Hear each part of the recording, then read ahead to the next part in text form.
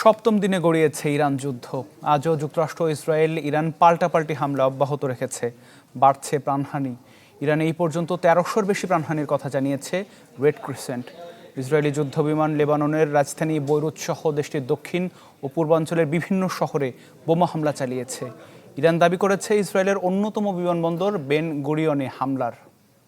এবার নগদে পাচ্ছেন হেলিকপ্টার অফার, তাই কেনাকাটার পেমেন্ট নগদে করুন আর বুঝে নিন ২০০০ টাকারও বেশি ক্যাশব্যাক সহ হেলিকপ্টার রাইড। পেমেন্ট শুরু করুন আজই। সংঘাত কমার লক্ষণ নেই মধ্যপ্রাচ্যে, বাড়ছে হামলা পাল্টা হামলা। রণক্ষেত্রে নতুন সব মারণাস্ত্রের ব্যবহার যুদ্ধকে নিচ্ছে আরও ধ্বংসাত্মক মাত্রায়। প্রথমবারের মতো যুদ্ধে ক্লাস্টার ব্যালিস্টিক আর খোরামশার 4 মিসাইল ব্যবহার করে ইসরায়েল যুক্তরাষ্ট্রের মনে নতুন আতঙ্কের জন্ম দিয়েছে তেহরান। অস্ত্রভান্ডার থেকে নতুন সংস্করণের সমরাস্ত্র বাইরে আনা হয়েছে বলে নিশ্চিত করেন ইরানের ব্রিগেডিয়ার জেনারেল নাইনি।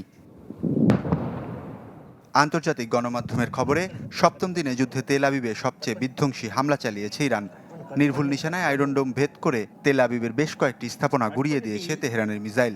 শুক্রবার সকাল থেকে তেল আবিবে থেমে থেমে হয়েছে বিস্ফোরণ। বেন গুরিয়ন বিমানবন্দরেও হামলা চালিয়েছে আইআরজিসি সেনারা। হাসপাতালগুলোতে হঠাৎ যুদ্ধাহত রোগীর ভিড় বাড়ার তথ্য নিশ্চিত করেছে টাইমস অফ ইসরায়েল, যাদের অনেকের অবস্থা আশঙ্কাজনক বলে জানিয়েছে গণমাধ্যমটি। বাহরাইনের মানামাতে একসঙ্গে দুটি হোটেলে হামলা চালিয়েছে ইরান।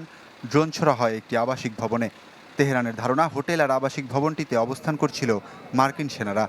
সৌদি আরব আর কুয়েতেও মিসাইল হামলা চালিয়েছে আইআরজিসি, যদিও তা প্রতিহতের দাবি করেছে কুয়েতের প্রতিরক্ষা মন্ত্রণালয়। তেহরানের কয়েকটি এলাকায় কার্পেট বোমা বিস্ফোরণ ঘটিয়েছে ইসরায়েল।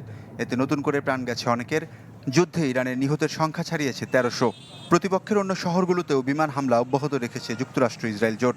শুরুতে কতদিন সংঘাত চলমান থাকবে তাই স্পষ্ট না বললেও নিজেদের উদ্দেশ্য হাসিল না হওয়া পর্যন্ত হামলা চালিয়ে যাওয়ার হুঁশিয়ারি দিয়েছেন ডোনাল্ড ট্রাম্প। মূলত ইরানের পারমাণবিক ভিত নষ্টের সাথে সব ব্যালিস্টিক ধ্বংস করে ফিরে যাওয়ার ঘোষণা মার্কিন প্রেসিডেন্টের। ইরানপন্থী হিজবুল্লাহকে ধরাশায়ী করতে লেবাননেও জোর হামলা অব্যাহত রেখেছে যুক্তরাষ্ট্র ইসরায়েল।